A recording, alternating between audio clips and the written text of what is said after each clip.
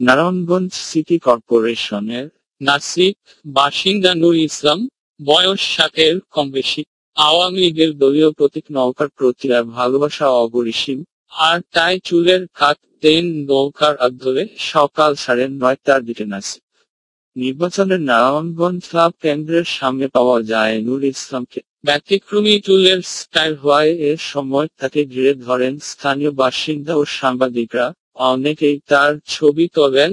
চুলের স্টাইলের বিষয়ে জিজ্ঞাসা করা হলে নূর ইসলামী প্রতিবেদককে বলেন, তিনি নকশা মার্কাকে ভালোবাসেন। সব সমন্বয়কার আদলে চুল কাটেন।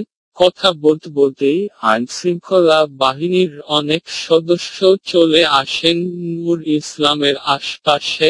ভোটার সাংবাদিকদের ভিড় তো ছিলই, সেই ভিড়েই হঠাৎ মিশে যান তিনি। সকাল 8টায় নাসিক নির্বাচনে ভোট গ্রহণ শুরু হয়। চলবে বিকেল 4টা পর্যন্ত।